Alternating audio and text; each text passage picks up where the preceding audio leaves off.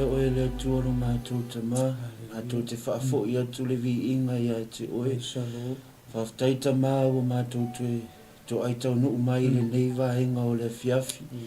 A wale whaawa wina o le porkalame pe o na māsani ai, a fiafi o susaha taitasi, o le awifua, o le whaatutua le tua no mātou tama, mātou talo, i e lau whaunga lunga ia i mā ua nei, ia alu male mana fo i lau upu le nea fiafi, ia wase anganga wha peo na leilo a pea le tua no mātou tama, talo fo i, ia e lau whaunga i lunga ia i lātou fo, la wha longo, ia mamai mua mai le nea fiafi le porokalami, ia o ngā mā ua, ia e whaima, o auna ia e tala ia i lau fina ngalo le tua lo mātou tama.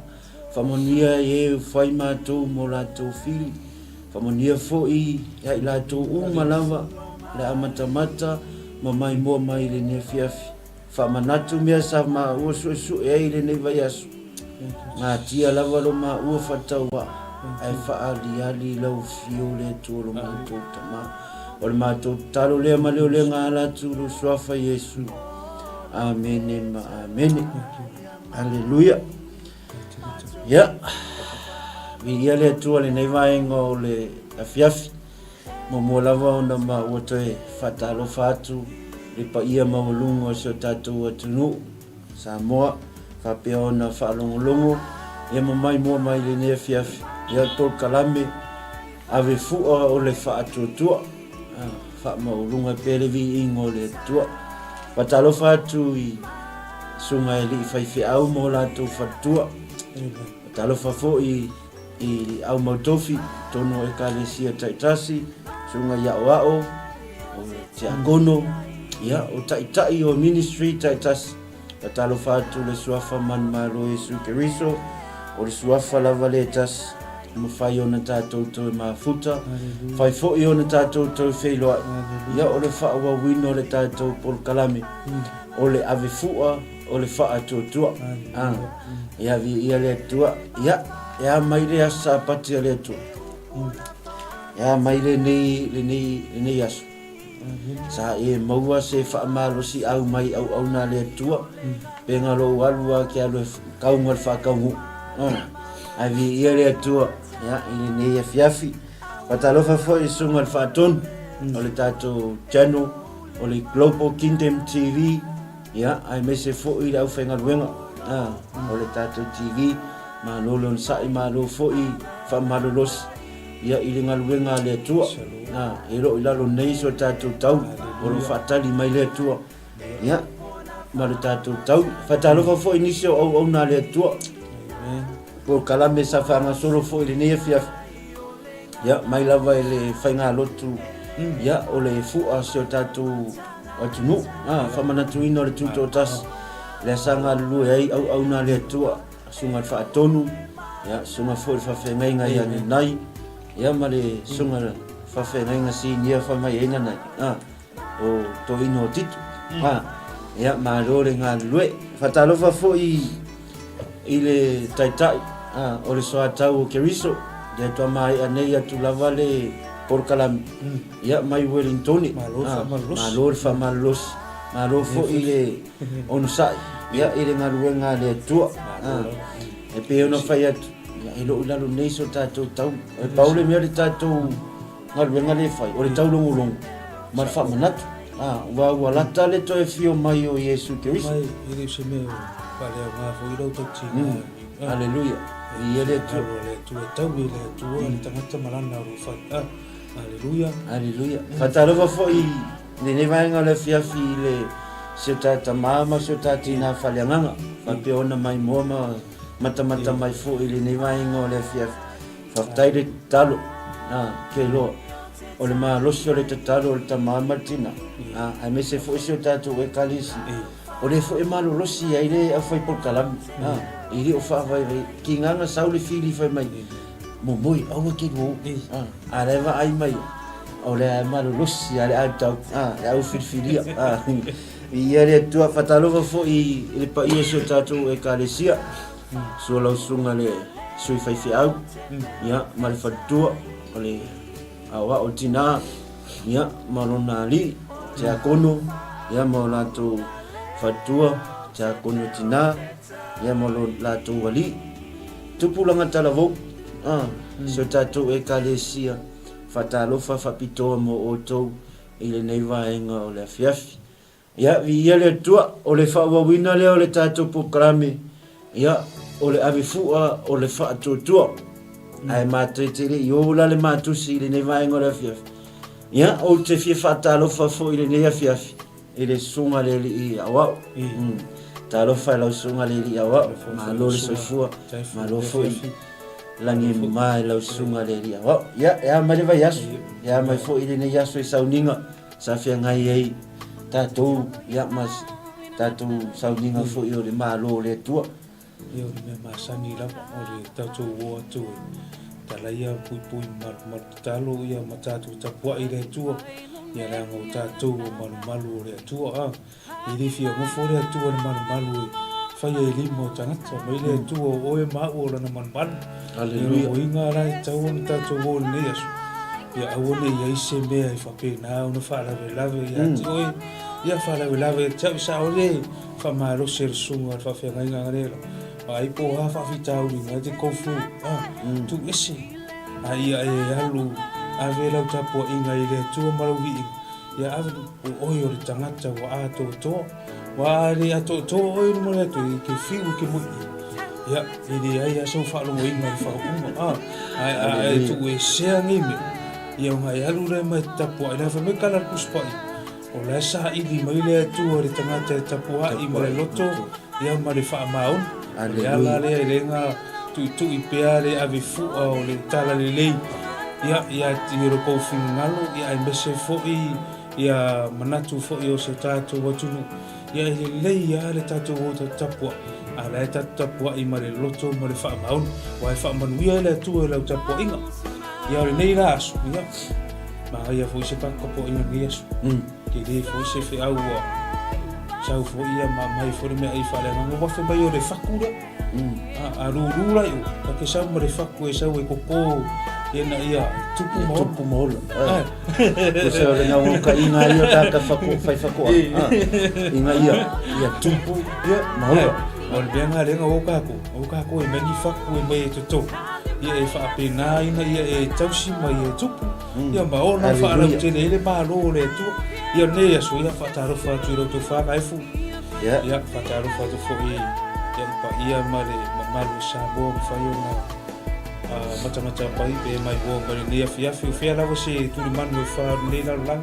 ia ko ne ke lo pe o e ma o e ne tv ia fa taro fa tu ia tu e suafa manu malo Yesu Kristo ia patalo fa tua Yesu fa tonu ia na sunga fa fenga sa matu fa tastasi fo ila loi fo le fali ia le tamaya tito ia le se fo ia le sunga fa fenga fo ia nai ia a le se fo fa tonu ia ma lo la mo ko ina le se mana ia la tasau lo e tanga tau le tua ia tatarie fo ia tatarie ai me o le malo le tua aleluia o le atu le sai ia malo fo ile papale fo ia toto ia ile ia fa fataro fo ia se o mata ma fa le nganga o lo fa pina o mata mai ia ma le fartua le nei afiafi ia fa manuia tele le tua fataro fo atu ia te o rua ia Yesu fa manu malo Yesu Kristo ia fataro fo ile sunga le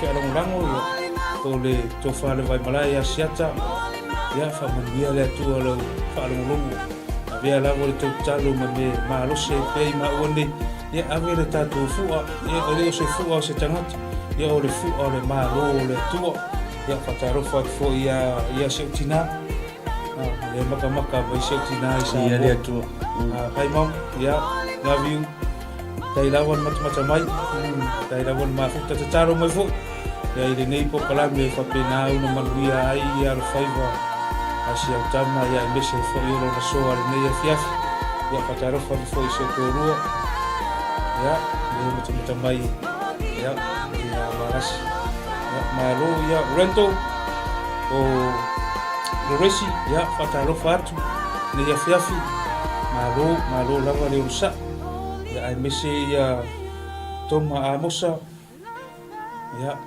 o se to o ia le la ke muso ka ule mo se fartu le yo mai sa ya ya fa ya va le ra ngari ka uwa wala fa e yo so ya fa talo fa tu ya ti o to ne ya fa ma ya tele le tu ile mai mo mai ne fia o le ala ata fa ya tu ya au na fo e fa pena una asu se puai ia e fa su e lo finga ngalu ia ile nei foi po ia awa o lo fa pena una so se taimi ia le tatu savari o le ai o so fa ia tatu o le fili marti apol le anga fa mai o to tonu e ka le si o to tonu me o la fa ia tatu tapu ai o la e lotu o mai fili nga aleluia ai au nga o le matu tau longo e fa pena foi ona fa amalo si ai se nganga ia ma fa pena ona fa amalo si ai lo au na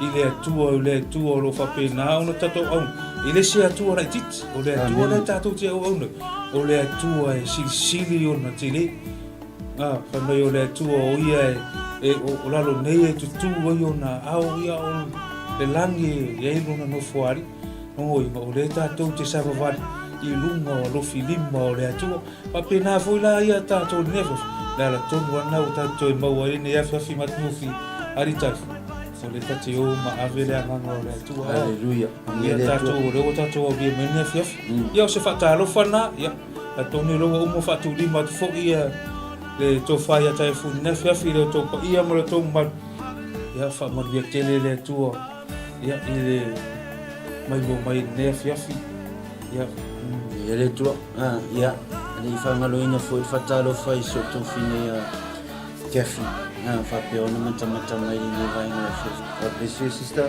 ia na le se foi le uso ia lave ia po o le uso ia Mark Sioni ia talo wha tu le ni vai ngā le whiaf whatalo wha foi le sunga le whaltua le sui whi aulaua mafuta mai ia ile ne vai ngā le whiaf o le whiaua i o le mālo le tu o le taulongolongo ma le koe whaamangak pe i ona whaingoa fo i le pokalame i le nei vaenga o le fiaf po le ingoa fo i le o le tātou pokalame le ai halua i vai aso umama vai aso ave fua o le whaatotua o le aunga ma le singi o le ngei wha po le ngei fo i pokalame inga ia whamangaku ka ngaka kerisian ale au ngoa ma le whaatutua ele pupu ni venga ele afua ele fia mai fo ile tua ia tatu aka ko ngalulue kaunga le ngalulue le ai se whaatutua o i fo ila le fesiringia o fea o iai lo whaatutua so se mea ka ko ki whaia ka ko whaia ma le whaakokua e whakau ngu uinga e lia tua. Pe on sau nore sunga le ria wa o le nefef. O le atua le tatou te au auna. O le atua e le tuli moe. O le atua e le mawhaionga ku ua ka kou. O le atua e mua ma muli ia i tatou. E ka kau foi la ia ka kou ka kerisiana. On ka kou o mai ka kou kea. Ka kou mai e ka o le fina ngalo le atua. Ai le whapea ngari ka kou pepese ia so sa God is good all the time. E le lei le atua tai niuma. Ai a whai a koe sau e alwe ka nga i le fina ngalo le atua. Ai wha mai se i se kai. Wha mai se i already. O a whea la ke ready. O a whea la ka kou ke ready. O le whiau ia o le tala li lei, po le whiau o le malo le atua. E ka kau a unga ka kua. Ka kou really kaimi uma. E le ka kau unga ka kou, makau ka kou ka whao laina. Ai whai aku e sau e whaasope whaku fo i e kura i e whaile upo le atua e whamai se sau, se ele se kai. O le whesiri la. Aho o mai la le vala o ile aho o mai la le sikiam e mawhai o ngai whapea ku i le atua whakali a whamolmol se fa umma kwa me ia o laku lo lai di ai a o nga saule sikia e beia o le mou beia o le kangaka foi ngale ngau se tulo fere vave o le osu e le mawhainga e koe whapea se umo sai a se umo ai o le kaulongolongo i o le tātou pukarami ia kākou sawa vali ma le wha kukua e manguia ai mea uma kākou ki whaini le rai pe on tau wawa ai mai fo i le neia fiafi ia o le ave fua o le wha tuatua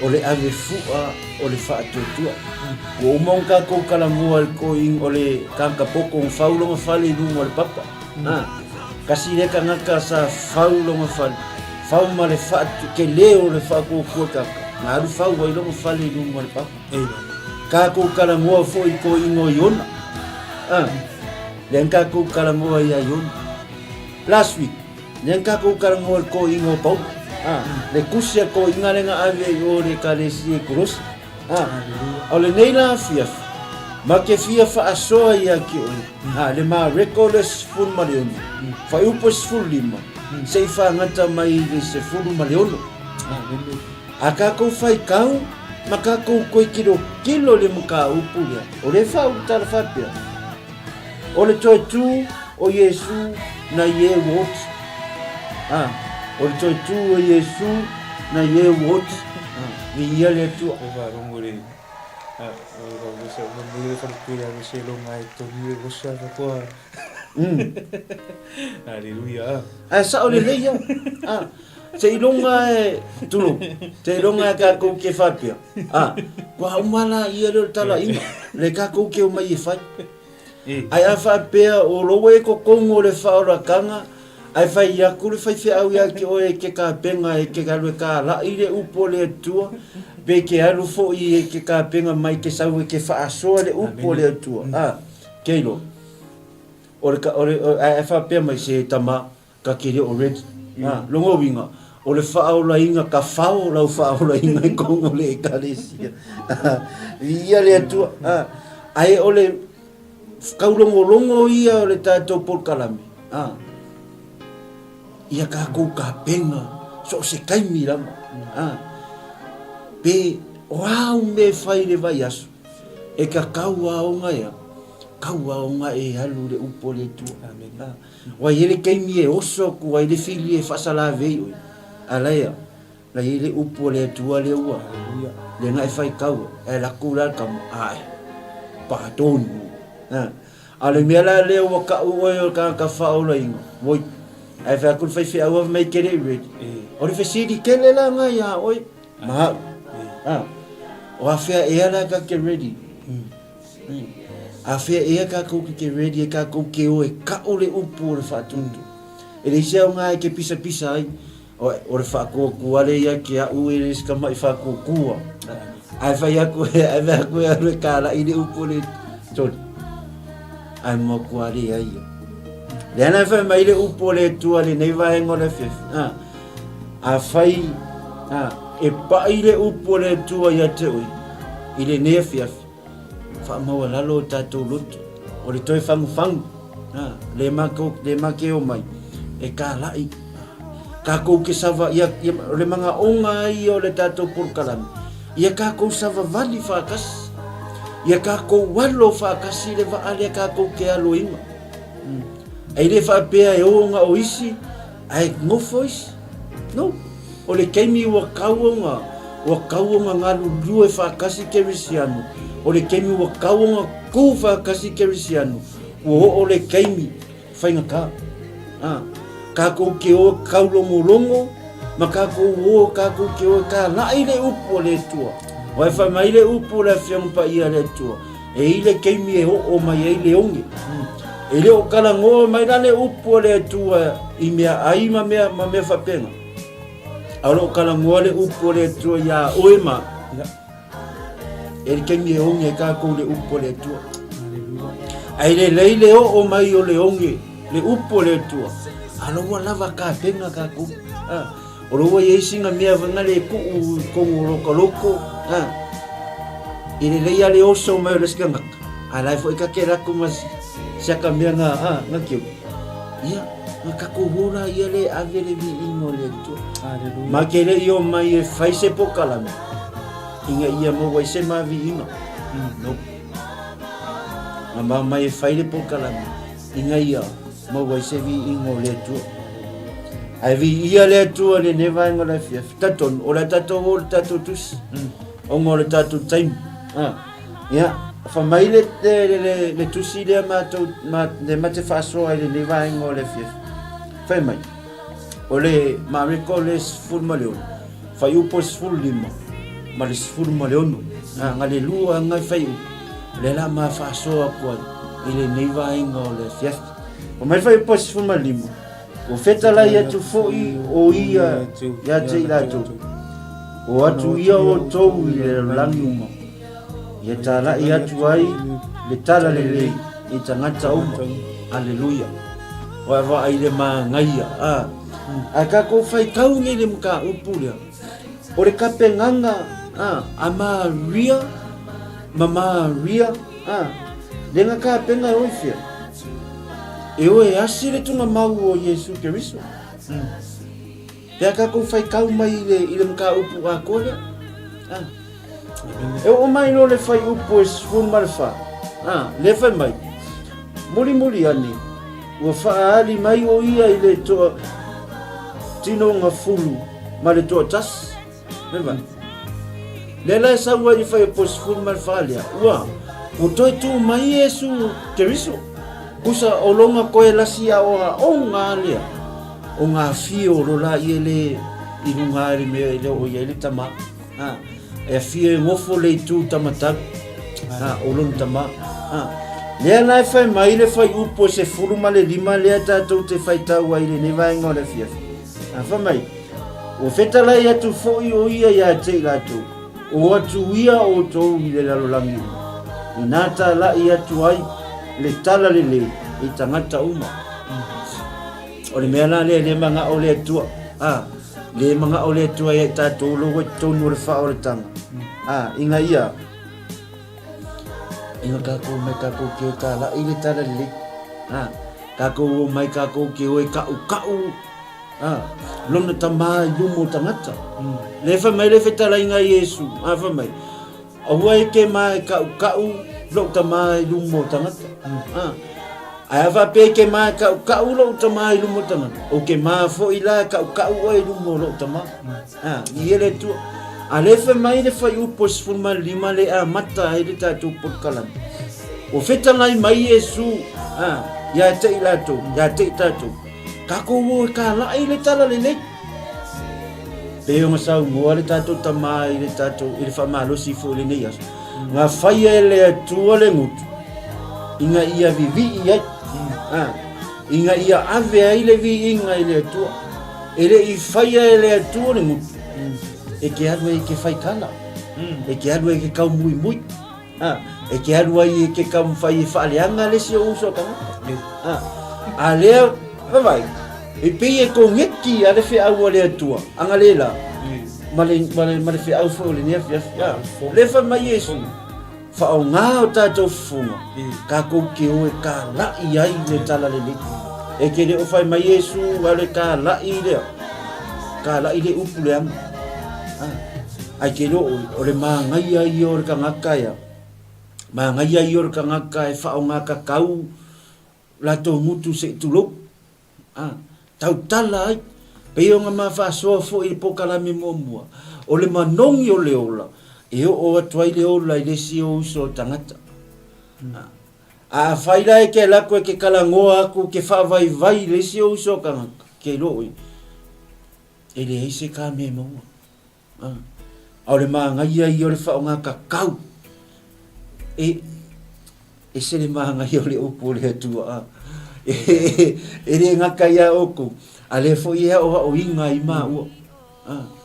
Fa mai ia ka ko wo ka la ile tala le.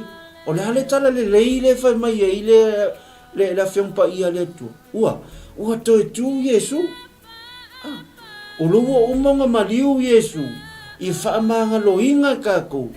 o le tala le leila le manga o le tua I ka kou o Yesu I ka kou ke o kala wo koe ku Yesu wa le fai le whekalainga le Yesu inga ua wo koe ku mai le kunga mag vi ele tua lau sunga le ria o nge ke ua kere amen ma ia le whanongolongo fui ni afiafi au I tala ina fo I le afionga Hallelujah e ala fo I whaasoa I le upo le atua I le eise le umar ka kaimio ngai fo I ke ia o le anganga o le atu au e ki whaavai e ta la I mea ua mai e le atu ia te oi ia e te whaamahalosi ai e ala I le upo le atua ia o le tusi le nea whaatarofa atu ia anga le leima ngā rofa le ia mafuta malona ka pokala manu ia te le atua Hallelujah ia I lau whaalongolongo ia o lo mai muonga fo nea fiafi o le tusi la ta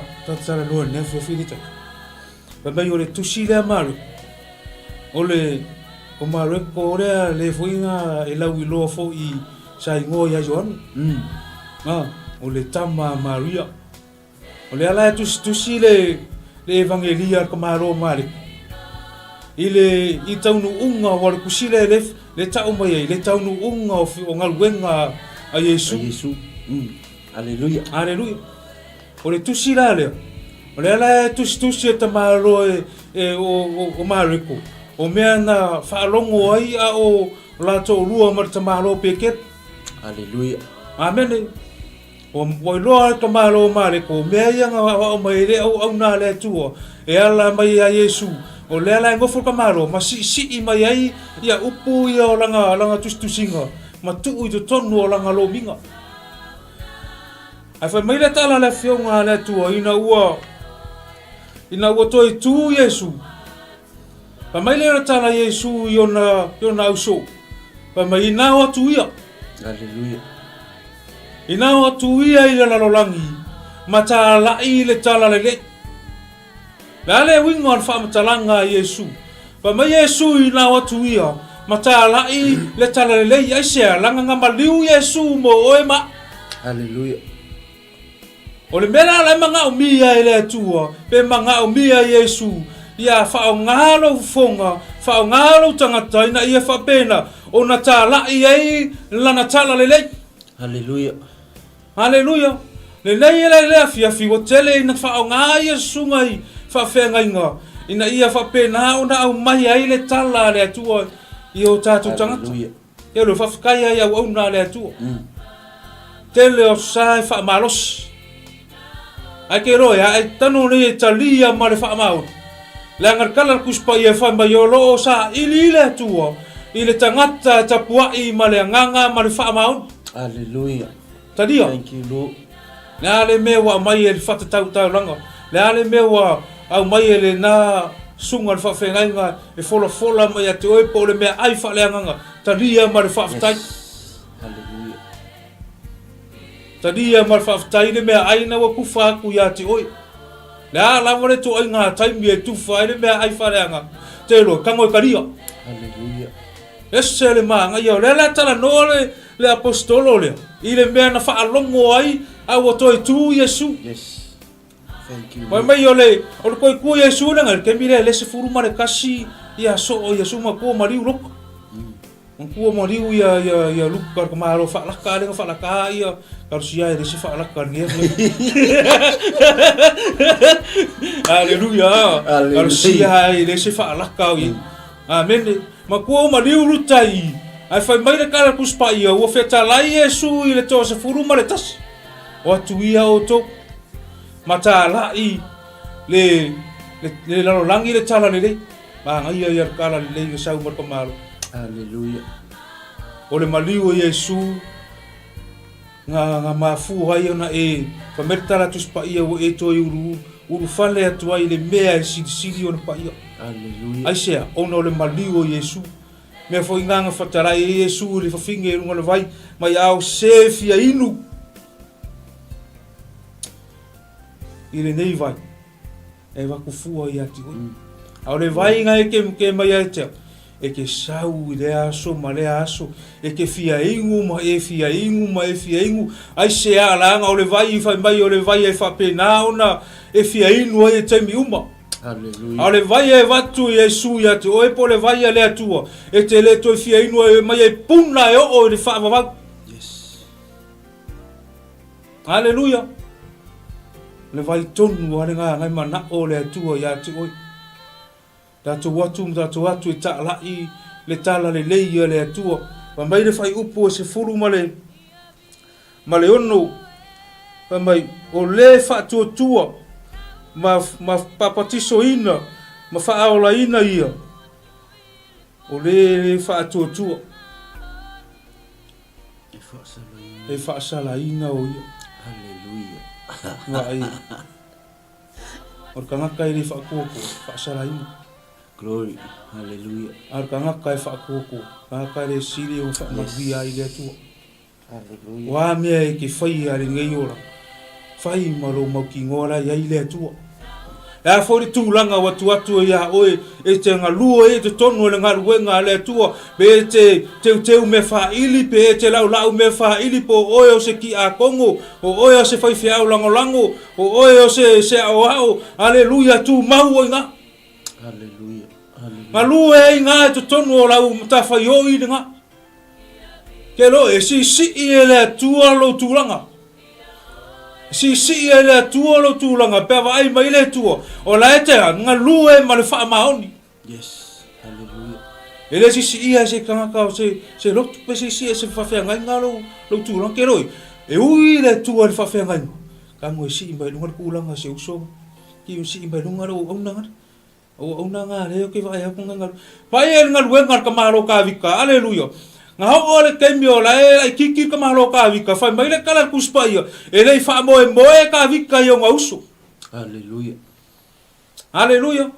Ko akele uso ka vika e le fa moe e ka vika ile kemi nga leo e ka vika ma moe o ron tama. Yes. Hallelujah. Nga halu ar ka me kiki le maro nga loko e yahi le atua le mena nga ke fai. Fai e sea fai ma le fa maoni. Hallelujah. Ngalu male salamo, ngalu marono tadia, ngalu male ustai. Ai se alanga tasia, kero manga ia io merka morfanga. Ai fa longo i matu. O le fa longo ka vika. Ese le leio fa longo ka maro. Nga mafua yo na sa fa i ka vika i runga ngo fo. O le tu. Hallelujah.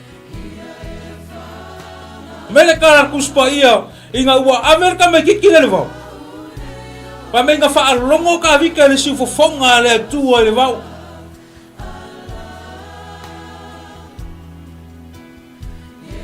Mele kala kuspa ia a ave le ulosa ave ele lionga se mamo. Fe mai wakuri loa er ka me kiki na. Oe ma i to tonu o tatu e ka resi. Ave se si tangato lo ma mo e fala nganga e ma foi o ngai ko alu e ko se. E ma foi o ngai ko alu e ko au mai le nganga le o le ilo. Hallelujah. Ai se. O ma le ma mo. O le ngaluenga foi fa kasi le ka ko. O le fa ma losi se ma mo e fa penga o ka fa foi vai. Ele ai se meka ko ke mafai ke lo le meka ko ke mafai e mafai lo kakalo e mafai lo kurivai e mafai lo wa pongi o nga ko au mai le kanga ka lo fa vai ai se alanga o le ku e tio marka ngaka e kakalo i ai li fo le ku o fa lo sia le kanga na. Hallelujah. Mele kala kuspa ia inga ua fasher ka mai kiki le ulosa ma le lionga. Mai ngai ai le nganga o le ku fa mai nga malo ia ka mai kiki le vau. Ele o loa ia nga uso ele o loa lo ka male me la kupu le vau. Ma vai e kaur ka mai kiki le vau. Ala ko fo nga uso i kai le ai ma o ile o nga le fa mai o ia o nga le mo me fika. Ngai ia o le mumur ka mai kike anu ala ia ile ko mai merkala kuspa ia O le matau ia Iova o le amatanga leo le potu. Ai loa ia e sesi poko po pe kukusa ma le poko le mai le akua ia ke oi. O le poko le laro langi ngai alu lugaka. A ke le poko le akua e mai ke oi. Po le asi ka mai me ke loa a whanau kele le nganga o le akua. Ke vai e nguki le loko o kangaka. E nguki o ngala ngonga aisia langa le poko e mai le kofa mai o le poko ke le. Hallelujah. Mea kongo alenga o le kamalo solomonga i le akua. Ele iole solomonga i se oa. Ele iole solomonga i se kamao ainga. Ele yonge wala au foi solomonga i le akua onga songa. Onga se manga o se songa soa pea. Ai kasi le benga o le kamalo le nga o le akua inga ia fa pe nga onga fo ha i le poko. Ai ole poko le. Pa mai ole poko le nga fa ala wi loa i solomonga. I kokongo le kumalo le nga mai ai ka ngaka o isia kumu. Maka i le fainga o solomonga o le poko le. Nga mai ai kupu o isia kumu. Maka i solomonga i le poko le. Ale fa me ka ko kusi fai ka wi la fiafi le. Fai mai ia ko o aku le lalangi. Maka la iaku le kala le lei. Ke roi ko kusa ke roi fa ka o le fengen kuai. Ngal fa ka fengen kai ai ka ungu o fengen fo. Fengen fo o le fa ka ungu mai me ia ka kala ngo o fengen kuai. Hallelujah. Yes. Ke roi le akar ka malo ka vika. O le akar le ka ngaka loko maulalo le akar Yesu. Yes. Le akar ka vika le akar Yesu le akar loko maulalo. Sa fai ka vika lan me fai ka vika nga malo ai le ka loko mo ese ma ai or ka ngaka ai loko mo lalo to se ka ngaka ai loko mo lalo ke roi o or ka ngaka mag malo o or ka ngaka wa e bangu malo ya nganga ngake loko mo lalo nga o ale ke mi nga sa wor ka me kiki le kai le ai ma ave me ai o nga uso ma ave ke roi me ke fia akare karale nga loko le anga ka miki maku ari ka ngai ka miki maku ai la ko lang ka mala kiki ko ika ka maro ai mai ai wala ku ka mai befe sidi ya le be nga mara mo ya ka foi alo ka pe yo rai makua pe ye le se akua. Hallelujah. Ye le se akua. Au le ngu o le akua. Sa un ye kau marka ka le pe to mi. Hallelujah. Ai fa fe ka nga ka le ngu o le akua. Au le akua le ka po e ka nga ka yo le akua fa me o le akua ke le. Kuso ile ko fio ya kan ko le tu. Onga le e sauka ka kokas. O la sikam. Au la o ira le fesile fo ira le fesile ko fesiso o fela o yeri fato tu o tamantori no o le tu ale saurus ka mai ka ngaka ko se fulu mo e ka usamo ka vika ke e saua ko ina ko ro mo au ka au ka ngaka ro o manga training au wala ko nga mi fato au ka vika ada kala ka vika le foi o kere ilaku ya ki o e mase pelo o se siame kasi ale mela sa mo ko Kasi ya. o suafo le tu Nga fa ber suafa le nga kubi ye suwa. Ili afa mai vai ele akare ka mo ka me kikira suafo ye ore. Ai o ngi fa nga fo. Olai kukuli ye suafa le ke bo. Fa malo ro ye suafa le ba. no ko la Fa mama ile pela suafa. Amen. Mambo faya le na faya le fe kala inga. Hallelujah. A Yesu ile fe un pa ya le tu. Fama. Ele fa pe ma sau Yesu e fa umale be kula fo. Ma sau Yesu e fa ka u. O le la nga fa ka mai le fe nen ko. Ale wo o mai le fe nen fo. Lo fa ka u Yesu. O lo wa. amakanga yoile amakanga ai kero la le si me ma di ele wo yenge e pe wo avele sua fo Yesu ma me wo su e me iska ma wo amakanga nga fo ya nga pase se lungo sua fo Yesu ai kero o le kemi ai ke ma nga vai ngai po le kemi fo ia ke kala ngoa nga musu inga o le sua fo Yesu o le mele kaunga o sa fo ia e fa ikeke ia ka ko fa ikeke ai sia o mo la fa fonga le nga pai la fa longo le nga pai amen a o le ka ko ka upu le ngai vai ngole fief o le ka la ile o le tala le haleluya o le ka ko wo le ka la ile tala le a wai ke ma wa wa makaunga fasia ka ngaka ie oi ka la ile le tala le wa makaunga upu le ngainga wa makaunga sawa inga ore kakalo ai al pokalame me se foi maungi au ai ke faki au ai ke fiu ai fo upu le ngainga oi ka ngaka ai bai kala kuspaia ikan dia we kana kai long suaf ta o ikan dia we tangata i lo mai mo ai ke ro ide kala kuspaia ide pa ufu lo ide mari ufu fo lo haleluya ide o kala e fai umala e fai ka wele tu fo ingo kala e fai o me foi na ka uma ka ko fai ke o ke pol kau vle fai tamata o sa ia na haleluya si ki ai ro ke ro ka fai aki e na ka ia na wala ngai ka ia na ngai le be ngai aki o ngai kai e ai le me ro fo le tu ngai tu la ile mo we ia la i kai oi fo le ka maro ka a ko ia ngalo ko le ngai o ngauso o ngalo ko le nga o ngauso ko ngalo ko i fale kongo le mea he o maro Yosef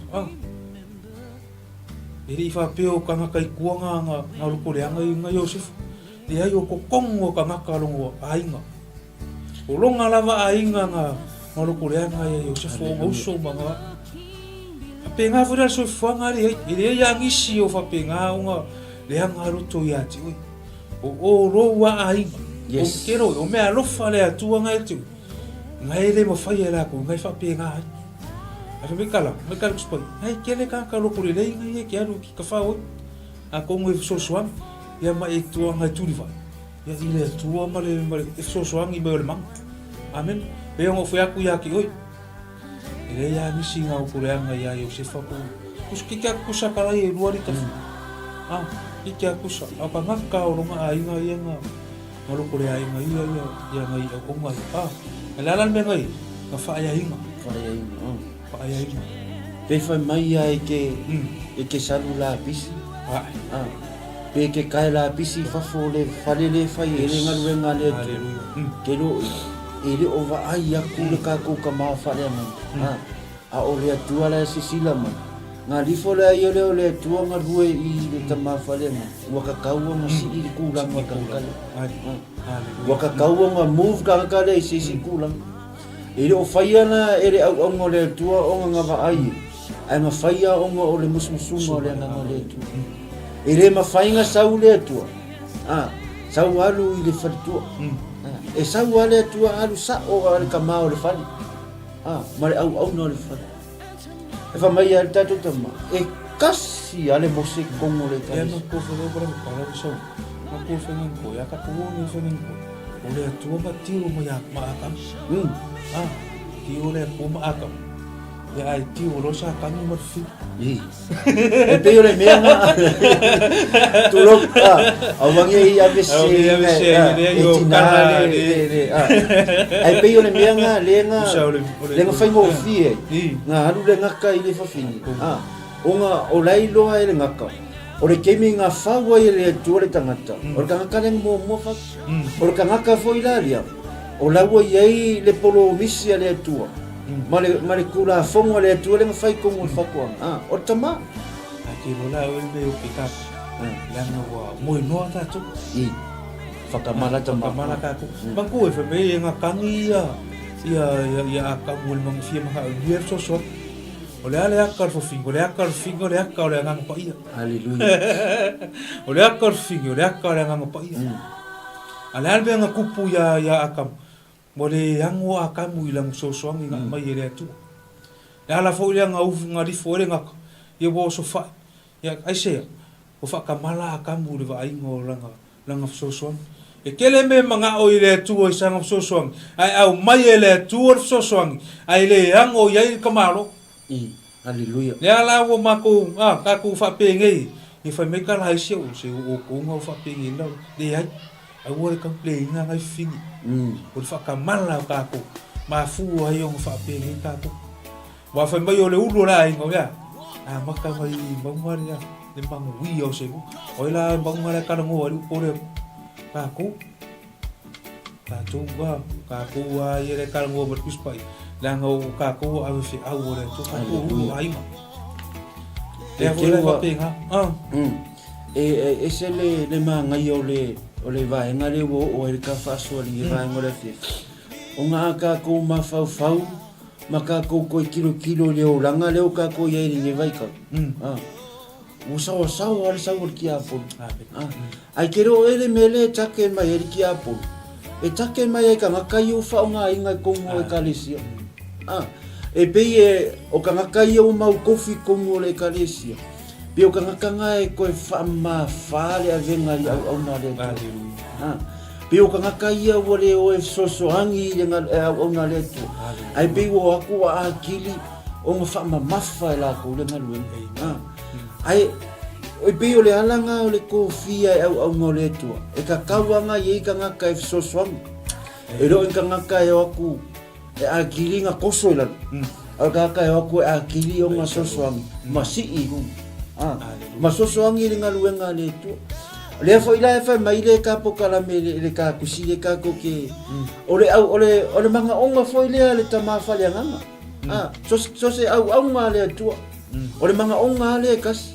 ole ka lu ka la ile tala le alwe ka la ile tala le ele fa pe a ku fa fia alwe muy le si ai ngana le si ai alwe fa le ngana le si kamala le si kama pe que fa leanga le sunga no ele ai masesi o au ngale tu la ka ilola o fesili langa we don't know ai o wa ia si la fia mo wa u ye ilo ele ai masi au ngale tu e manga o fa pe nga si o longa ai kale si e kilo aku ke loi sa o lo le kalar ko ingo o William sau ilalo o lalo e mau ai maru a fai o ngai e ise me ngai ke ika ile se o so kama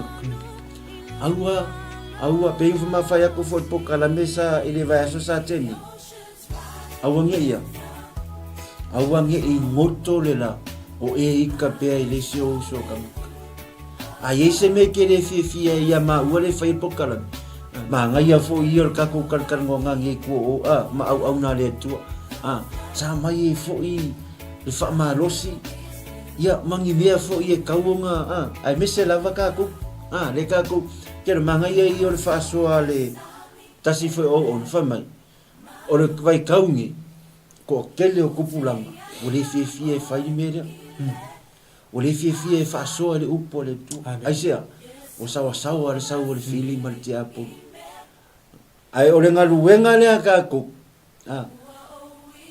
e fai ko kom le ngaka ko kongo e kalisi a ko kongo ka ko ainga ka ko fana ia wa o ka ko le kama a o inga mako ile ko ki a ise ile ta fu wa pa I fo ikulanga ma ngai sa o le ya si famalo si fe ta se o na fu le mo ka mai ka ko fa ska ko mai meeting ko ile ma ngai fu na sa o le sa ngwa le su ma fa fe ole tendo tupula faafetai foʻi ia isi tupulaga laiti o faapena o lea lava e vaekuiluga upena tafailaga o lea lava e kamafai maina i alo fanau e tau faapupula foʻi le suafa o iesu i luga o pena tafailaga ia e koe fasaʻoe foʻi la le sagoaga foiosuna fafeu e saʻoa kele inga le koe ago ia tatou fanau i le mele ua makauga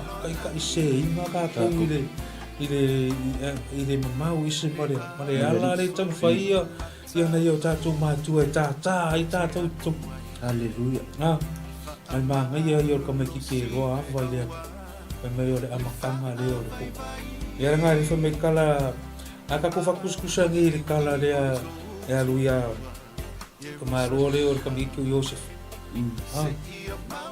o le makua makauki a foi o le aka mai o le kamaikiki e whangamu e whoki o ia o le kamaikiki e sit mo alu lei kongo o langa ia foki ai kamaikiki o Iosef e ave ngai na whai ma ave whi au o roka mai aru ave ia e kelo kai me muli ia si nei aru koko me yo ngauso makua ave me ai e ave asi ma ave me ai o ngauso makua ai nga maami o le anga ia kama whai e kongi laro le lua se i turou ia ma whaatau atu inu ese ai whaatau aku ia i kupiko ese a keroan maa ngai o oe lea tātou le whana whapenga whaonga inga i oe lea ue ke maa kāna ue ke maa ki kauka kero e pe kasi pe lua le upu i ke kakalo le tama kero e karia o e kama nai whaafonga le tua i le tau so me kalakari mai e liu mai o nga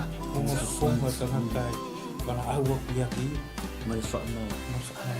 aua nai i whaapea ka me ki e kasi pe lua langa i le whaafonga le tua nai whaalongo longo le mutamalo ya kakou befi a le fai metkala le fai purongo yo ma ngai ya fai purongo le mai kusuo Le be o le fa tu competition ina e fa o la ina ia o le fa tu e fa sala ina ma ngai ia yo fai purongo pena e fa i fu kelo e se ro fia ia le kusi pe ka fa so e fo ni o se lu i kaule ka koule we ko kongo le fa o ta ale fa mai le fa i pule o le fa tua ma papa tisoi e fa o la ina ia o le fa tua o va e fa ma fa mo le o ka ngakala le kala mo mai ile fiong pa ile a fa a pea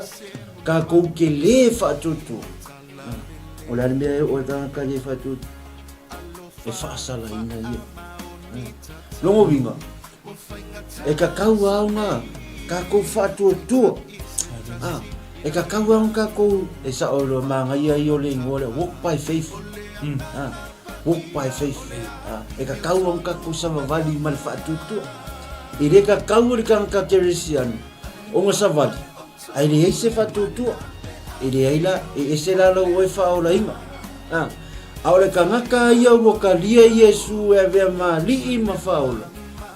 E ka kauanga e sa wali ma le whatutua. Wa ale ai le whatutua. E le fia mai le tua ia tatu. A ka kou whaia whoi ngaruenga a le tua iau ngō ma le whatutua. Mai mau o tengu. A leo koe whamangaku mai le upo le tua e kaku. Wewa, e le ngaka inga ma ngao le tua ia ka kou ka ko ke o eta la ile tala lili ale foi le manga o le tua ia tatou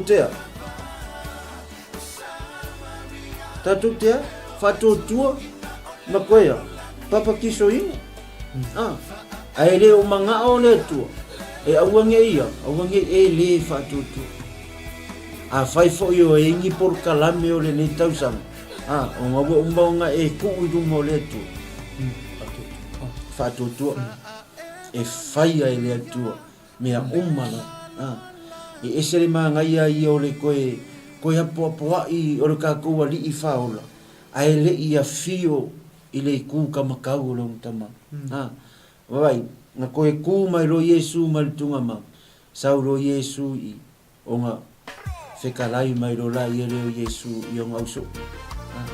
O le mea la tātou e tau on whai. E kauon ka kou fia ka kou ki o e ka la i le tala le. O le mana o ngā le kasi. O le manga o ai le tua ia tātou. O lea. O le ka kou o e ka la i tala le. Au afo i ngei o kureva i aso e whapea mai sori. Wa ui au le ai. A wha vai mai le si o uso tangata. Wha malosi ai oi. Au ai ke kamawhai e ke wha vai. Kero. Pe un sangu ale lafa. Le uso a o le nei vaenga o le fief.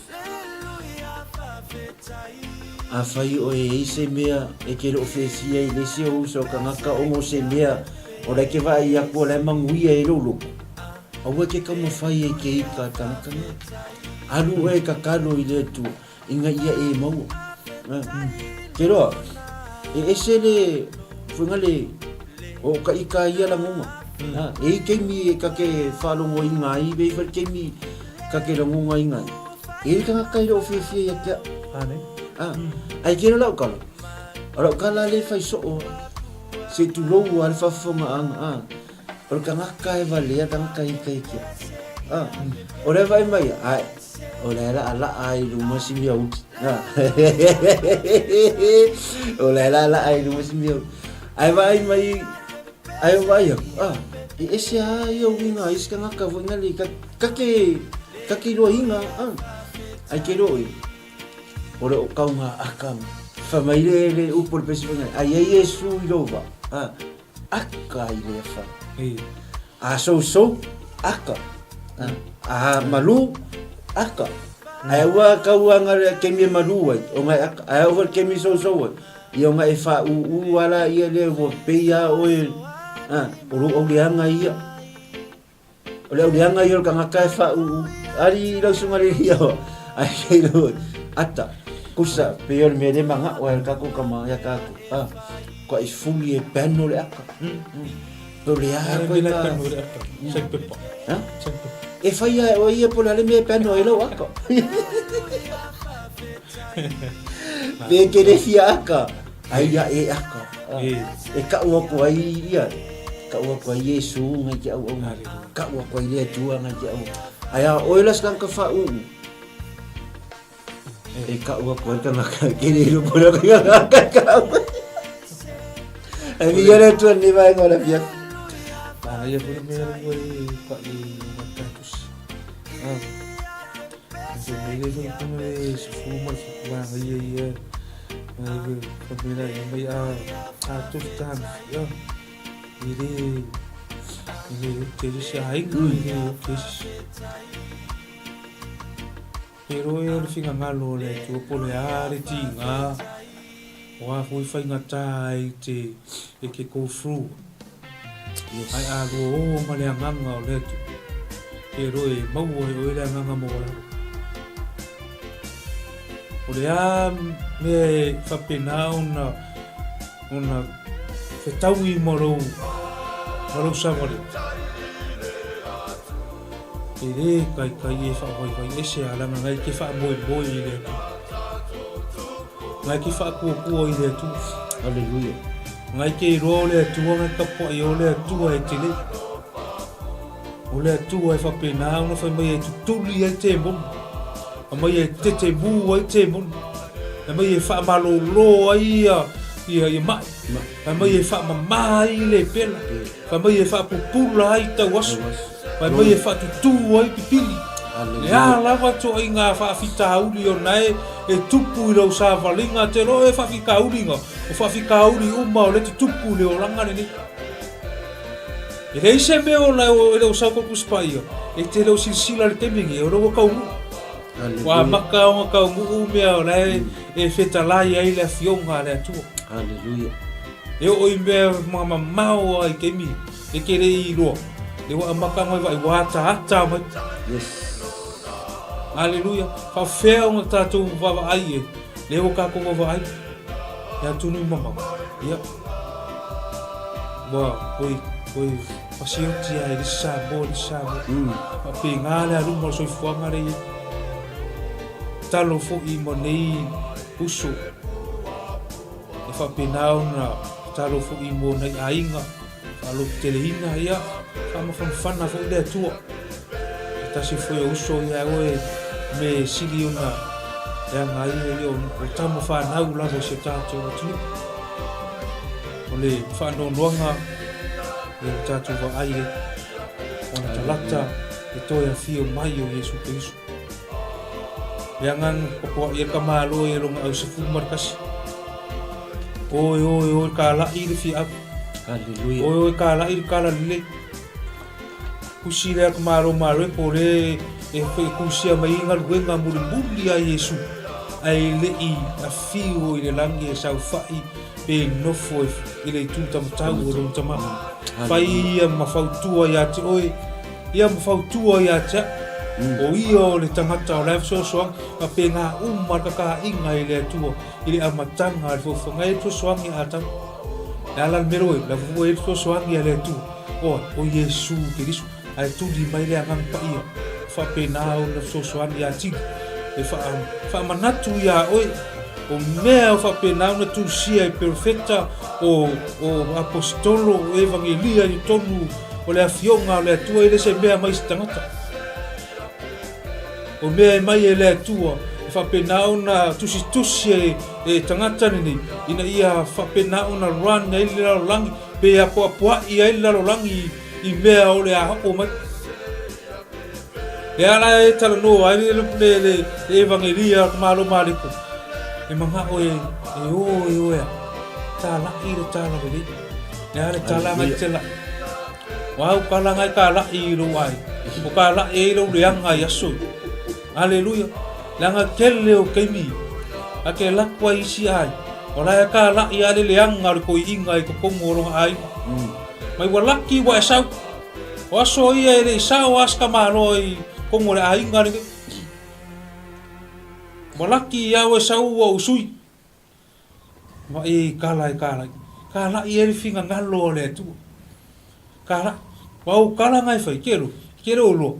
O lai e ngofo tangata na ai fasi ai oe le tangata le I o tala e lai whakafonga le anganga o le atu kala I ere kala le atu awar kala I e lo le anga I aso ia awar kala I e lo le anga kala I e le tala le atu o ngai lore o kakunga wenga nga le whai kemi ke longo puia li ere ngakai nga longo puia li I le lalo ai longo puia li na yo tātou whanau mana yo tātou ainga e mga o miar ka ko o mare ola langa ia le whamu nga ngau e ki alu I le loko e le ma se si alu le loko ai se le mea lai whamu moe wala nga alu ka ngaka loko langa ia le whamu moe o le loko ai o le mea ka ngaka o le loko ia le mea ka ngaka o le ka le sia le atu Haleluya. Ai roa le tono la we ka le sio o le mea la manga o mia au na le tua o lo tapuai le nganga ma le fa mau fa ngalo uma mea fanta ai sau e alo e ave rau vinga I le tua o nga e loa le ai se sau le tua fa manuia fa pena na sau le nganga e fa la tele lo mara ma ia o le mako sau ni na ngale la kan no fu I le au na le tua ya te mi foi ma filo I me au na le tua fa ya fa manuia le I te mi tu la ero fia ia ko nga fa ma singa nga o mia le fusi o e au ngale ko le ke fa ma lu se ko ina ia fa pena una ia ile nganga o le kero a kasi le lo a kasi le lo kasi le longa kasi le loko ke va ai poleare ko la ai ki le ka le sia e ma fai le ka le sia le me ke mai u fa sa mo e ngau wa le sia le fa ai se a kasi a loko e fai e ngal wenga ne tu Haleluya. ngau mia ia e ngal au na le tu ni tangata e tutu o la tou e whapena ona tutua au na le tua masisi lima au na le tua ina ia alu le vi inga le tua I luma o langa fata whaita o langa whafkai le tua I le tongiora anga pa mo yo asoi e ke alu e su ele manu e whapena ona ave osi le taulanga e whamangalo yongsa so nungo inga ile mangalo ang salanga ko inga wa ile foi esko inga kuri se mang e fai asinga kinga inga ile kemi inga ira so ile lua afe taruai ile fa mangalo inga wang sala tanga kolu se lauri maongo asor kausa ai kasir kausa nga o fai le ngale ale nuku ale tua male tu ai ke sa ilia foi o ele mangu e fa penga o ai sa we ave lo si tauranga e fa ba ngalo ai o se mo le a o le tampe de penanga fo ia tangata le alu e ave le lo si tauranga to tonu le fa le o le tua le ai fa mai le kala kuspa ia e makoi ka penga fo ia auanga ia se ponga pe se ponga se kas e alu manga ia e tonu o le fale le mo e a mata o ka penga kamaro o le alu ko e malo mang ala o ka penga ia le fai o le si taulanga si auanga ia se me kasi alu manga ia kongo le fale le fai mai ofu le fata tamalo fai mai o le fata le e se fulu lua maa fai mai o le ingoa le ofu le o le e fota le se fulu lua ia maa tu ainga isala e alu marta malo kero pape mare benga haleluya asu e kamaro sau kero keminga lu ese le nganga ole aku masau alu ese le nganga ole aku masau mai nga Sofia ile nganga le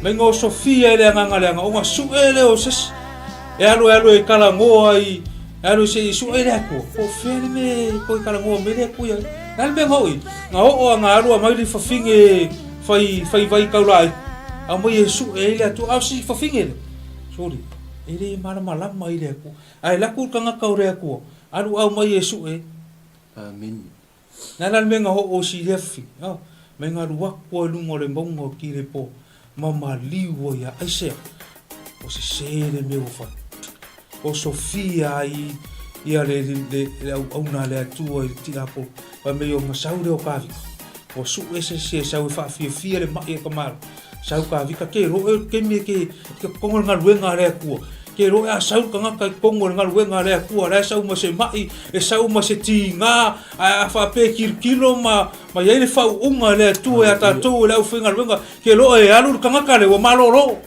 haleluya ai se la nga lava ai mai ka ngaka o le ekalesia o la nga lulue le ofenga luenga matasi le loto e fa penga o fai ai le nga luenga le atua haleluya e alu la ka ngaka le ku ore lo e alu ma le fa mangu yanga le atua ai se alu ma la fia fa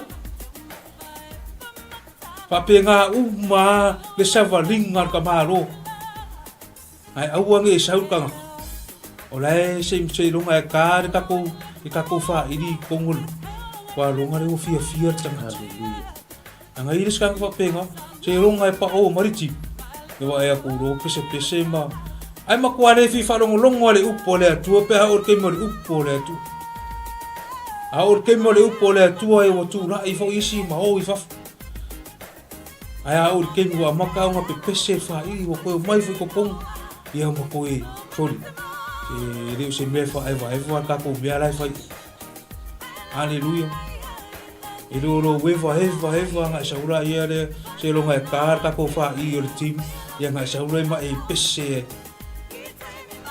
na kelle yo e ka le sia fa me le kala kuspai wa makanga nga ulu ko mo kamalo satani ko mo ka po inga ai ale le leila le va ai ole au fai ngaruenga I tūranga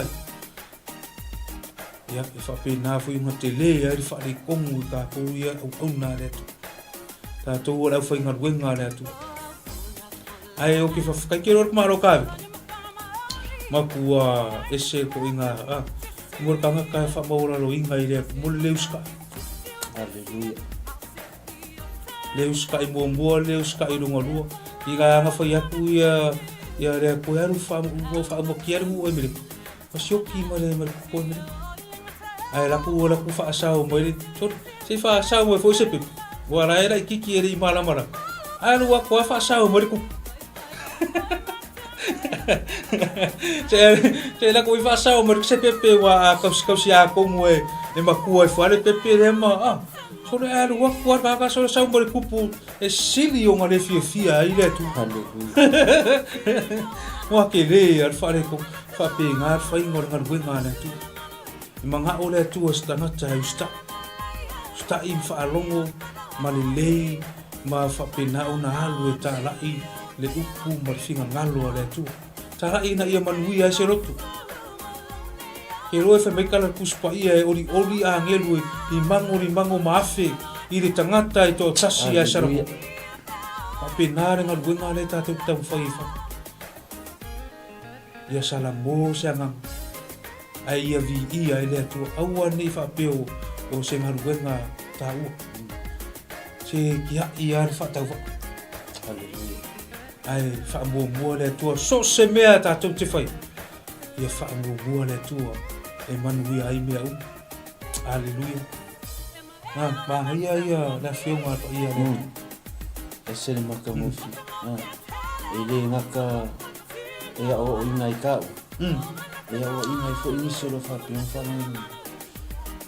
Ya, ese le maka mofi o le upo le tu le ni vai mo le fe. Ma ia upo le pese nga kwa umangeia kua mai whaalongo ia makuri liu mai roa I le upo le atua ai le kaunga le whaalongo ngā lapure le sipukari ngā le sipukari longo vinga wa makaunga wheu le whaalongo whaalena e se whare matango fie peo ai koe kilonga le whai upo sufi tunga so okoi whai mai e muli atu fo I nei whailonga I e whaatutua e tutuli I la tau te moni I lo ui moa. Vai pele nga e sau moangi. E kukuli e o kouke moni I le suafa o Yesu. Pe a whapea o ngai ke lua o ngā kusa ma le whaholotanga.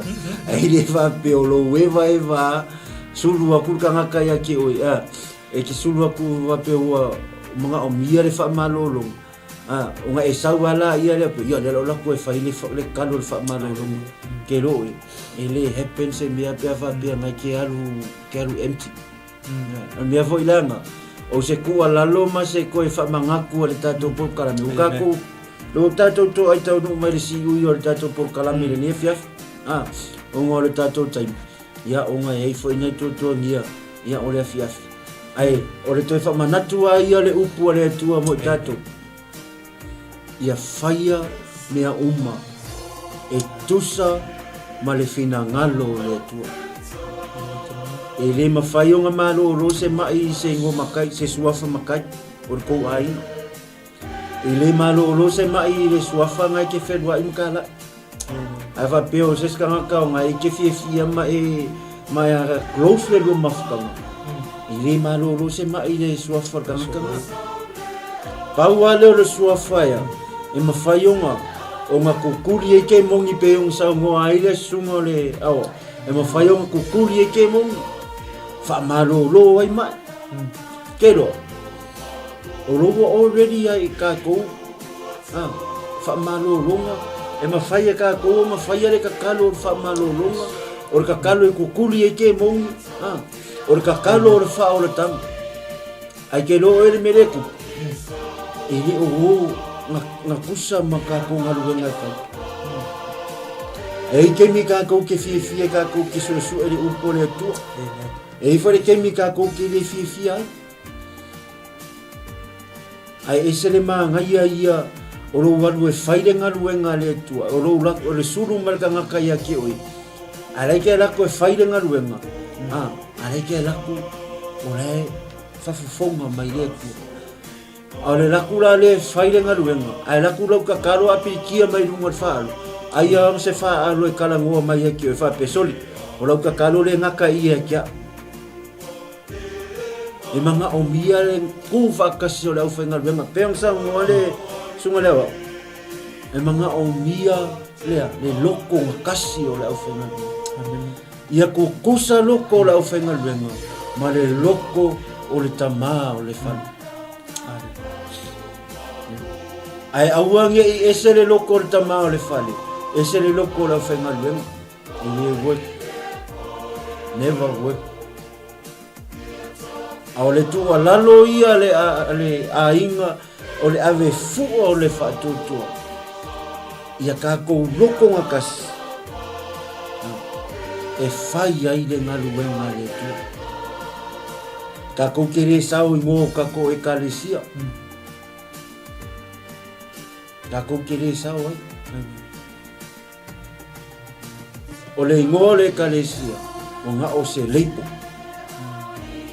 a o le mea le manga o ele tua o le kangakale kongo oi nga ia fafanga ma whaamalosia ilea le upu o le tua e re fafanga i mea aia ka kukia aia i le nio lama a le fafanga i le upu o le tua kusa e umanga fafanga lauka ngaka le o ngai rifo rola ia lea fafanga lo ka ngakale ko kum fafanga ia upo le tu ale fa mai la fiong pa ia le tu pa wa le o le ngo e mafayong ka ko ku ye ke mom fai fo yong ka ko fa ma lo e ma ko mang ku ale kala wenga le pipili mar ka waso le nga ngofo lumo le mele pe se furi ma ke se tu lo le na fai le whaakau a rawari ia whango aku le kawaso sau kupe sosoangi mai whango aku le pipili ka fia savadi ia peia oi ai e le ima se solo wali ia ngā lo fai o wha mai e kuli whafor kawaso ma pipili o a kiringa le aku nka ngaka e whaakau ia whaakau mea le o ia o mea o kongo le furi maki ake rola na fa mai sa wala ia le or kawas mai maunga maka ke maka mai maunga mai na ma faio nga kelo le fa ma rosi ngo fa lo ngo fa ni efe ia fa au nga inga ka ko malos mangu o ma faio nga ka ko malu ni ka ko wo ka la ile tala li o la me ngo o ka waso le malpi na fa ma lo yesu nga laku ia yesu ai whango mareka waso Yesu whamole wa ka fia pupula whapenga fo le pipili Yesu whamole ka fia kura ia ka fia savali ia o le ngau o le kangaka na ngā oe whao ngā inga lo ngau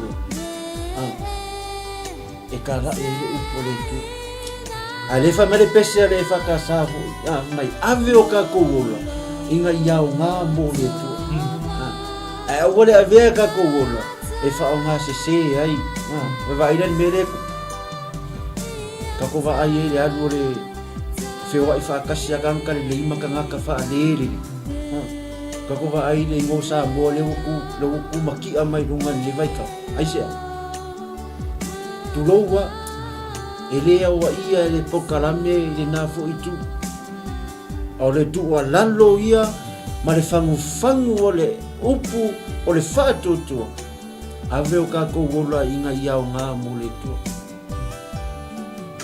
ai aua kako kia au kakae whairenga luenga le tua ele eise au ngā kako ke pepese ai ele lei le tua God is good ai not this time sorry, ahora la susah esa caro. Ya lo me ya que pone ahora esa ahora. Sorry. Ahora le coilo como el fafi. Ahí va como le fafi, pues algo fafi era salo. Algo fafi, ahora no sé más. Ahí como la au por más que lo voy a comer. That is good. Al me fafi. Not this time. Ahora le vemos se lo ngai mo voy pupong.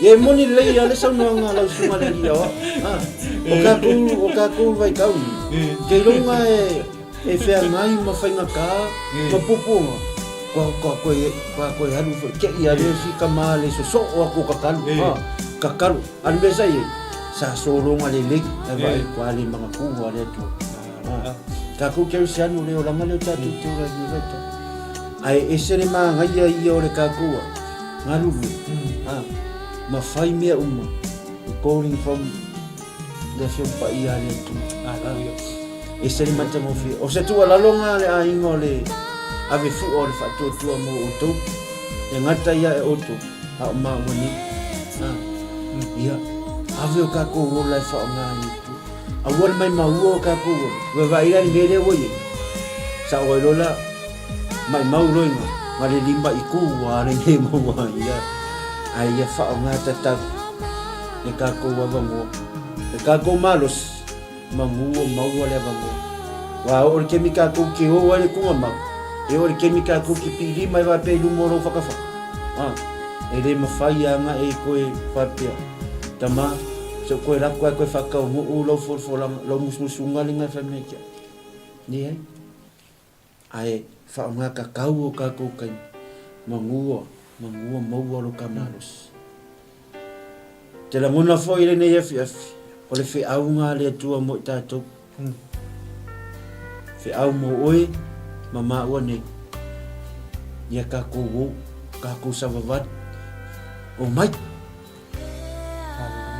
o le ka fango le ave fu o le fatoto o mai ya mi fa ko o mai ka ko ta la ile tala le ka ko ulima fakas o ka ko ta la ile tala le Bore fai to ale to fio mai o Yesu te wisa ngale fa ngata tu nure bol mama ai avero mama va tomar e olo ke mi fa mai to ina ya ora capero para ka ya fa so fu ele ma fai ya mai ko fa ya ore sia ma o ja ka o masa ali yo pera yo kala bure le ma o ma le ya yo mari skoila masa ya mo ko iba imo la luar mo ya na o ke mi mari o das vaya mo se me car que spa ya e mo e mo ba la esa cosa por fa pa amula amo ya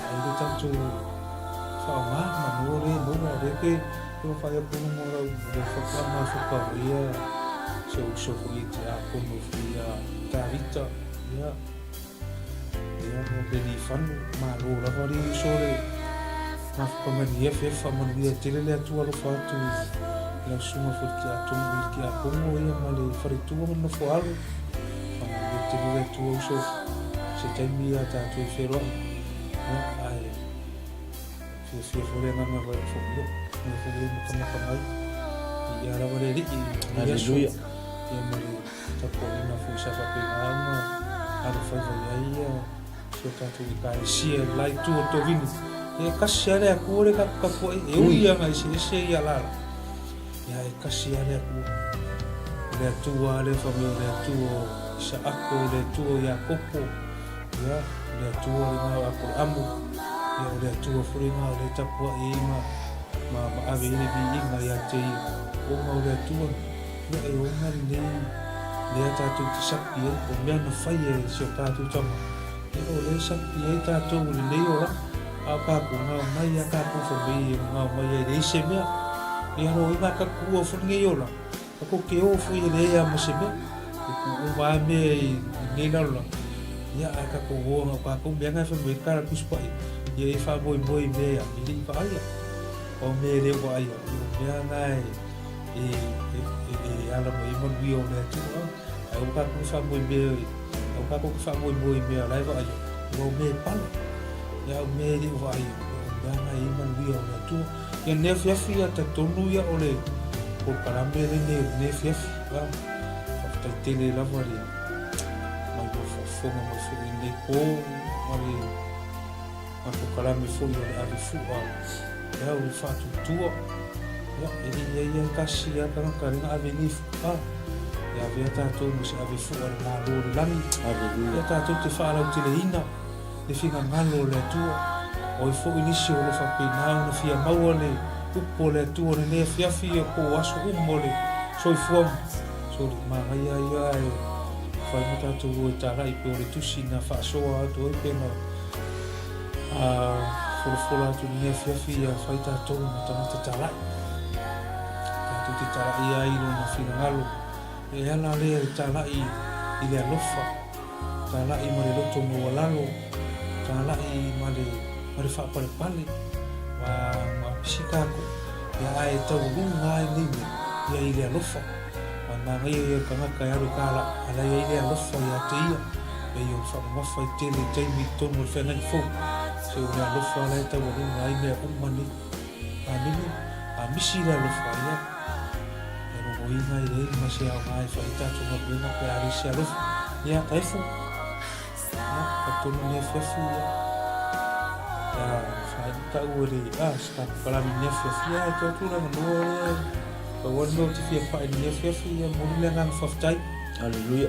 so mo faton se foi ya la fo maluenga faiona ai mo fa fo ni ko le no ta tu por karami yo fai na leo mo luenga le tu Haleluya. so ya fai ya tu ba fa vai Haleluya. Ya ai do fa vai yo fa vai ai mai to mo le fio ma le tu Yes. e fa pe na na ko o le ku le tu ina ia mau sali ma wa ia le finga ngalo le tu e lo roto ya me se fo lo finga ngalo ia ma u fo ia fa pe na ma wa ai to no ma u ina ia ma wa lu mai le finga ngalo le tu ia fa ta ia ne fia fa ia fo I pa ia ma malu au mai mo ia nai tamama tina matua ya me se fo I au sina ya un fai una mau mo ni ko kalami ni fiafi ya ta tonu si ui le o tato por kalami to mo fo I le si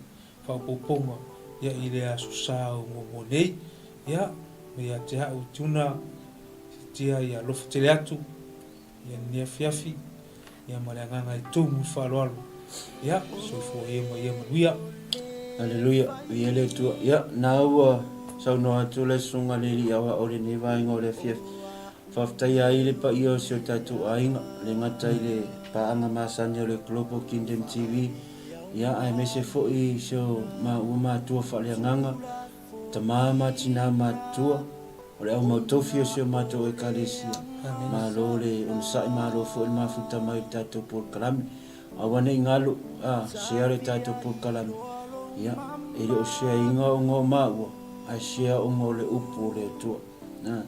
Whamania foi le tua ele ne vai ngā le fiafi, o ngō le o koe wa aia kua lea se o tō fine ia temo. Tā rofa temo, hai sista. Ya, sau se aso, sau se teimi tātou toi whairoa I fo. Ya, leo koe pek mai irka ko ofisa. Ia le tua, whamania foi le tua, whainga malo longa le pō, temo. Ya, whaftai mafuta mai le ne fiafi. Talo fo I sio tatina tatina matua ya taula papa me se fo ia misa le tova ia tu ya I tato komen ya ia le tu manga ia io le tu ole fifianga lo luto ole manga ia io le kama ia faile le afoia le ngarbenga le tu ro inisio lo tatalo mai tu mo ta u ole kakalo fo ia ale porkalam yo o tu vai asolia yo va lo falo longo le upo le tu se tatu e kalisia mal au fenga longo lo inga o kai au musu mai se si ole au fenga pe kako la sa ole lu ia ai matele fa tawana ua tatu e kalis e tu ula va musu ngole nganga le tu ya to e faftai fa to foi ya ile sunga le faton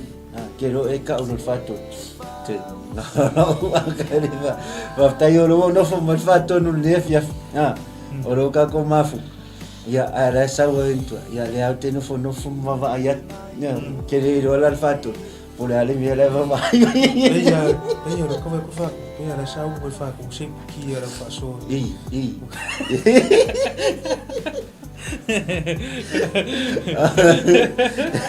fa ko wina li le yo mi fa ko ka ua se sifako sa oi lo la ia na no si vai sorry mori dengan fakta ia semua faton ia ai me se fo ia le au nanga le Global Kingdom TV ya wala to ai tatu pukara tawina ia fa mamia le tua tatala nisi mea le isi le fia faton ia wale faton no ino le ngalo le tua e ese fo ilo ka fala ngonga pe ka sa kongu mi o fa pe o fa so ile upo le tua avi ia le tua ia o le lava e mo le fa un tonu le ofisa nei ia awa fo ile fa tonu ino le fina ngalo le tua awote pole faton ia te titi a o le te me sa wal kiri e sa vai a ko mai na kama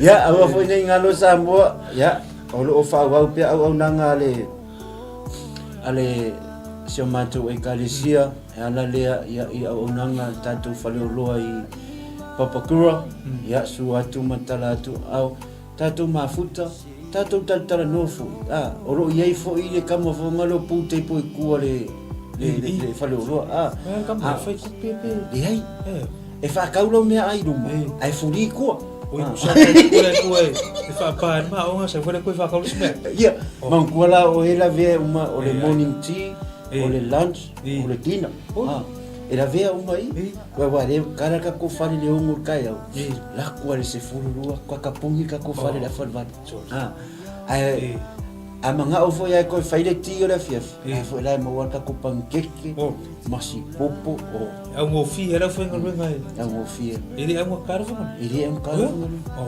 é ma era não foi renga lue moleto na lue mo se vi moleto ele se vi ingos kama ko kele o faro mo ko mo muris ke mero foi ngalo aí ele lo la ya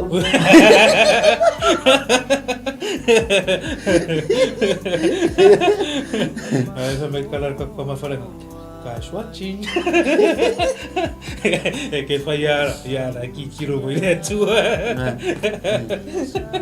na o tatu o nanga o la lava e matala le tatu falulo ya su atu tatu feloa tatu faso foi le upo le tu e faso foi le upo le tu manga ia yo tatu ai ka kai fale so la faso so ai me mo ia ile se usu ya si de manga ia fu la fu fai fu resi la manga ia faso fin ngalo le tu e sa fu nga ka mo manguia ye pe o le tu langa tele o nang o mo foi le free wifi pe on fait a fi la ku e fi fai sa mia o ngai era ka ko ngai le wifi o ba ta la mia ia o ngai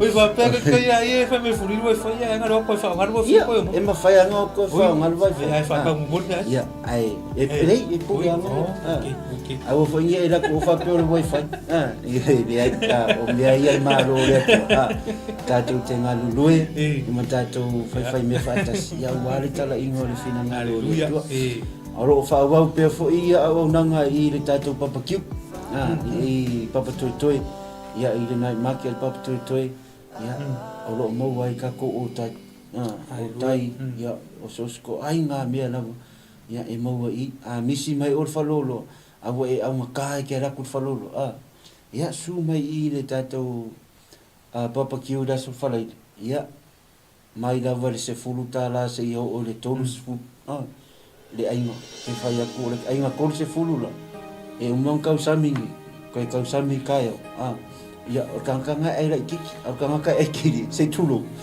e umani ai ia le to o fa wa fo ia tato o nanga ia stona i mangele ia e te suo toi o le si fo tato papa ki mangele papa ki o papa ko da era kala ka ku papa ko le ngaka fo ia o fa wa tato o nanga i le fali o tiu i papa toi kolu se lau fikus ful koi safro i pap toi o ngaro fa wa tato o nanga umai ia awale fa mari hino o to fina ngalo au na fo i mo se tato wa tunu ia a whaapeke rako e whailo whakau e le lava lau se le pau a lau ka le whai ia se e le lava la ka se le pau a le le rake e kongoro ka kati ia o ka kou so lau pulera ia di mo fo i wha ma veng o le au nanga ia vi ia ai le tu ai le o le au whenga luen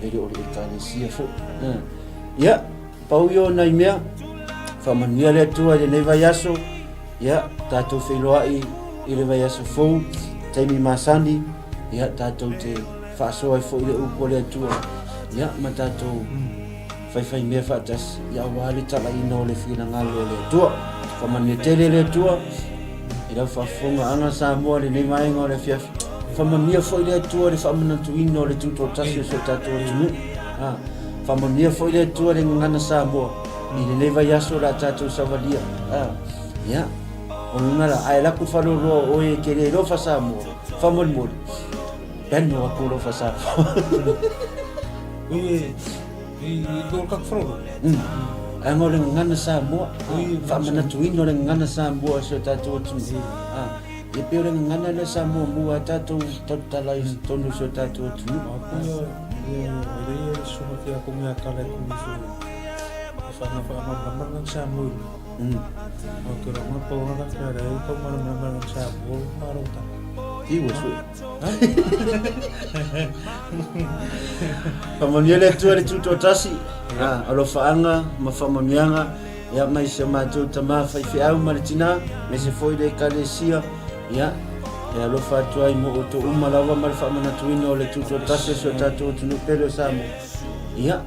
Whamania fo le tu alo whaanga fo ina mai le whaatonu o le Global Kingdom TV mai au whenga ruenga whamania le tuto tase so tātua tunu ia ai le nei tu la tua tu le sunga le ria wa talo mai wal wha mai no le tātua po karami ka bless you all aftai ia atu whamai ai tātua amatamia le tua le talo ia mai wha tātua whamai ai le tua ia iana le talo ai moti ai mea tātua te whaia ia i fo mai lu wau au fa ina tātou se tara mea fiafi ia le tuoro ma tutama haleluya whaftai wa uma le whaasoa sa whaalongolongo eo ma tutangata sa e whitalai haleluya o rau kupu whai mai e alu mare manu o rau kupu e whai mai e iai le mana i lau upu no mātuatu. Haleluya. E ara wahi ure ngā ruenga lau whana, tu mau wale whatawa. A o mea uma ia whapenao na whukilawa ia te oero mātuatu. Ia ire nei a fiafi e manuia ai mea mātuatu whai. Ta mā, ia, whamanuia oi tu tono re nei. Haleluya. Au nanga, ia sunga ni whaatonu. Yes, Lord. Ya ai mai se fo i o fa pena una fa longo au na le tua. Haleluya. Ai mai se fo i o so mai ma sani ma to fa i ona ma to ma futa. Lunga ni ala ata ona ruwa mai le ro ma to tua. Nei fa ona fa ngaluinga na yo ma tua fa le nganga. Haleluya. Ya ma le tapua inga i nei afiafi. Le au i ule ma ngaluenga.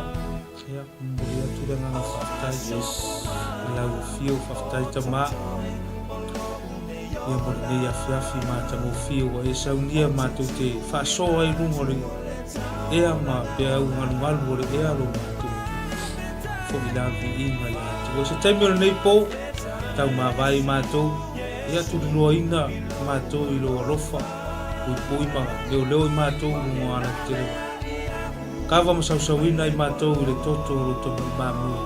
Patau nungu mare manuia i leo whapenao manopia ia o le vi inga i whumilau. Haleluya. Fio, stemio nei pōwha i mātou se malolonga ia. Fio mai lau angelu e whapenao na moi uru, moi vae, moi vā, moi tau whangu i ate i mātou. Ia e whapenao na mātou o whai e lea so fau. Ia pia e whinga ngalo. Ia au le vi inga i whumilawa i lau fio. Ta mafa mangalo mātou se mau mātou reanga. Ia ili nei a fiafi. A au le vi inga. Whumilawa i ate. Oi o le mātou ta talo lea. Ala atu i rau suafa Yesu. Ia ameni ma ameni. Amin. Ya, ia le tua tatou wheroa i vai aso fou ia i le alofa malanga le le tua mai a ma o nei tō whāso i fua Samoa. God bless. Ja, whāso i fua.